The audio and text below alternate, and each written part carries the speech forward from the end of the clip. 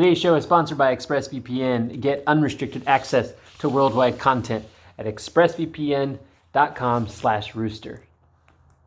Excuse me, I'm trying to record something here. Dirty Bingo. Hard mode. Hello, everyone. Welcome back to another Dirty Bingo. Pew, pew, pew, pew, pew, pew, pew, pew, pew, pew, pew. Are you shooting cats, Mari? What was No, I was trying to get that like high tone of the, that's how I hear it. Pew, pew, pew, pew, pew, pew. Guys, I think Mari's tone deaf. We need to stop the recording and figure this out. Well, as you guys could see and hear, we got myself, Barbara, we got Blaine, Gus, and John, and today we are joined by a very special guest, Mari Takahashi, also known as AtomicMari. Hey, thanks for having me. So if you guys have never seen us play Dirty Bingo before, it's just like regular bingo, which, by the way, we did not invent.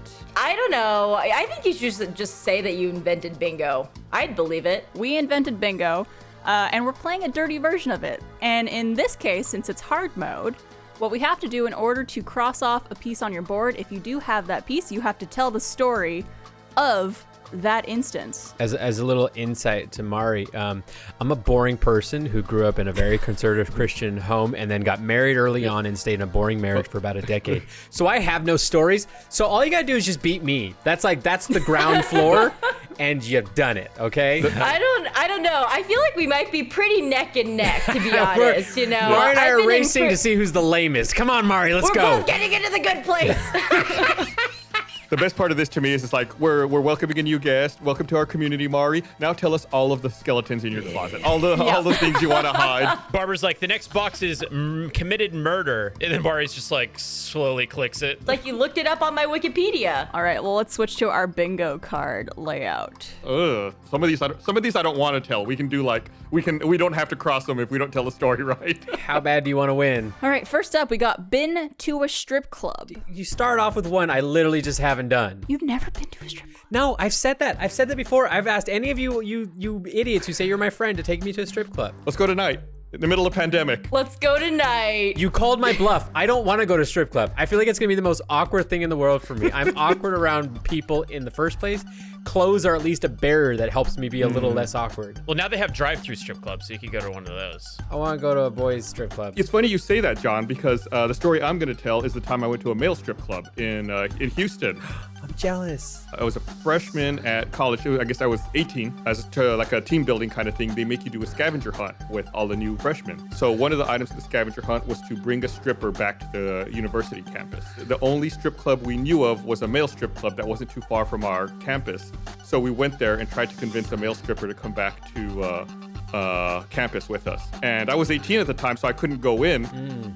So at the door, they stopped me. They told me, you can't come in here. You have to go around the back entrance with the performers and talk to them back there. So even though I wasn't let in, I was led into the back where the changing room. So I had to go into the back where all the male strippers were getting naked and getting ready to perform. And I had to try to talk to them to convince one of them to come back to my college with me. Wow. How did that go for you? We got one. Whoa! Yeah. Ladies and gentlemen, we got him. We were the only team that managed to do it, and it's probably because I went into the back and mingled with the strippers. Good for you, Gus. I'm so impressed by you right now.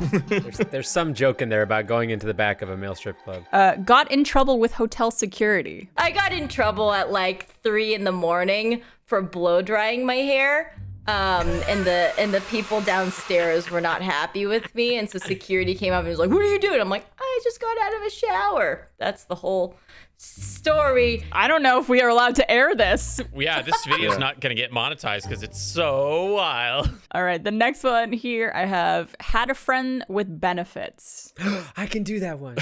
Congrats, John. We were never a thing. We were never like a couple or anything like that. But whenever she was in town, it was just kind of a reoccurring assumption that if I was available, we'd hang out and then, we'd have sex. I see Blaine's crosses off. Yeah, it was just someone that we went on Bumble dates. Or was it Bumble or Hinge? I lose track. There's too many dating apps. And we were both fitness enthusiasts. She was very fit and I'm fit-ish. And then we would just kind of hang out. But we also had an understanding where it's like, oh, I'm going on a date tonight. It's like, oh, best of luck. It was the weirdest thing ever because our pillow talk was like, who are you seeing these days?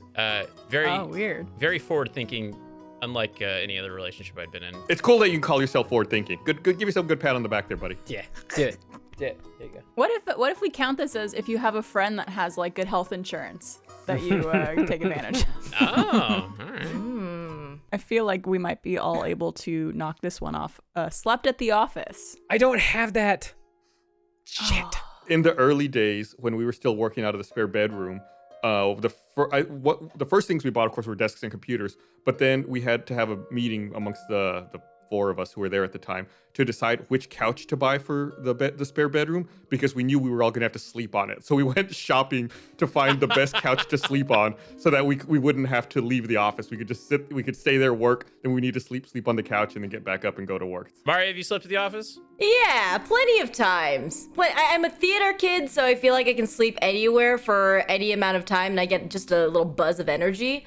So I'll sleep on the floor. I'll sleep on the ground, wherever. I've slept at like a corner at Comic-Con once, because I just needed to pass out for a moment. You know, somebody put like a bunch of bags around me, and that was very nice. I was just gonna say I've slept at the office 1,000 times. I think there was even a photo. Blaine, you might have taken this of me. I don't remember who took it. I was asleep on the couch during lunchtime, and I put a sign up that said "on lunch break" because I wanted to use that time to take a nap because I was so tired. It was pre-RTX. I think I remember something along those lines. I do remember walking in. It was like 9 p.m. on a Friday night, and I was like heading home, and you looked like death. And I was like, Barbara, please.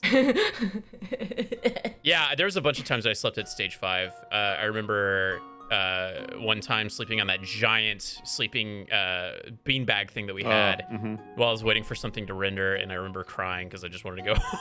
I was editing the Christmas video, and it was just like, I just want to go home. Dude, that's such a real feeling. Just watching something render or download or something, and you're like, motherfucker. I just want to go home. Now we work from home, and we could just watch it happen and go, take a shower or something. I have a hammock under my desk, so. Yeah. Oh, smart. This video is brought to you by Honey. Now, we all shop online, and we've seen that promo code field when you're checking out. It taunts us all the time.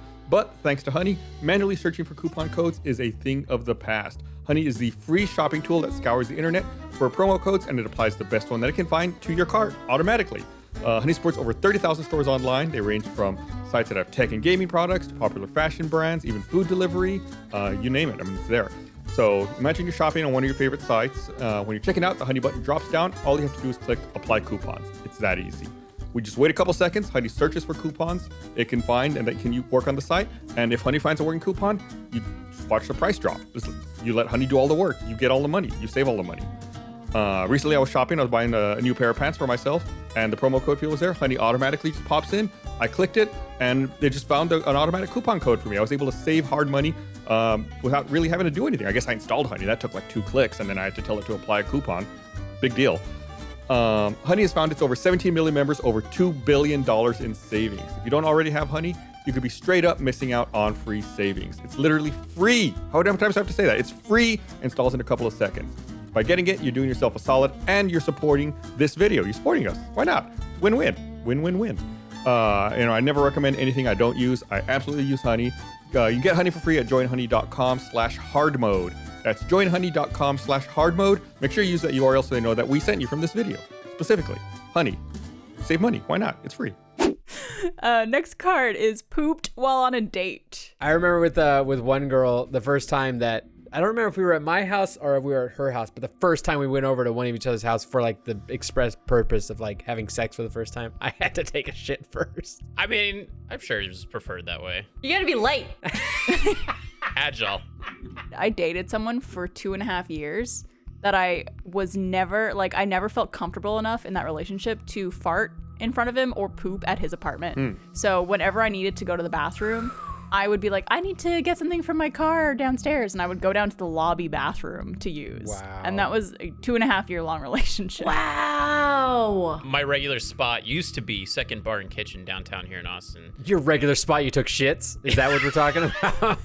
That's what I took from it. No, it was a good date spot. It's a really good date spot. But I remember going there and I was like, I really need to go. Can I hold it in? No, this is going well. We're probably going to keep talking. So I just went. But I do remember that had the nicest bathroom, and they played David Bowie talking, like it was like an audio book of him doing Peter and the Wolf. Yeah, it's always playing there. It's so weird. And they had the softest toilet paper too. I like the idea that you would choose to have a date at Second Barn Kitchen just in case you needed to shit and wanted a nice experience while on the date. Gotta pamper yourself. They got that 2-ply. All right, borrowed someone else's underwear. I wear boxer briefs. I'm a boxer briefs guy. And with mine, they're like really nice, like tight around the legs and the waist and stuff. But then they have a huge amount of space in the front. They're MeUndies, so I'm not saying that I have like a specially designed extra sized dong thing. Anyways, it was just weird seeing myself get underwear in my boxers because there's like this like huge gap right in the front. I like how you have to keep saying huge and massive. Like you keep All right, having to all right. use these adjectives. As much as I like to see Blaine drowned in his own stupid words he says, I'm gonna help him out by saying that I have noticed that MeUndies, like I think expects all of us to have like 12-inch dicks or something. It's funny because I think they're really snug. It's crazy. I was just, Oh, you. I saw that coming from a mile away. I set you up there, Gus. I set you up there. Ditched a friend for a hookup. I'm like trying to think, and like I almost want to just mark it because I'm like, I've probably been that friend. I just don't have a story or a time that I'm thinking of. But it's probably because I was a shitty friend and I was like, it's fine. They'll understand, you know. I feel like though, if your friend is a good enough friend, they would understand. Like Yeah, they'd be they like, know. you go get your needs fulfilled. Yeah, go get them bits, you know. Yeah. Lost something in an Uber or a taxi. Does it count if I got it back eventually? Your virginity, you can't get it back, John. I think that counts. Yeah, if you got it back. I left my entire backpack with my work computer and camera and basically everything I had of value. I left the backpack in an Uber. But luckily, because Uber has I can get in contact. I got in contact with the person. They finally came back and I gave them a huge tip. I have left my phone multiple times in an Uber or a taxi. Oof. One of which was in Tokyo. And it wasn't an Uber, so I had no like phone number to call or anything like that. It was a taxi, and like 45 minutes later, this taxi came around to come and find me. Wow. And he was like, here it is. And I'm like, can I please give you a tip?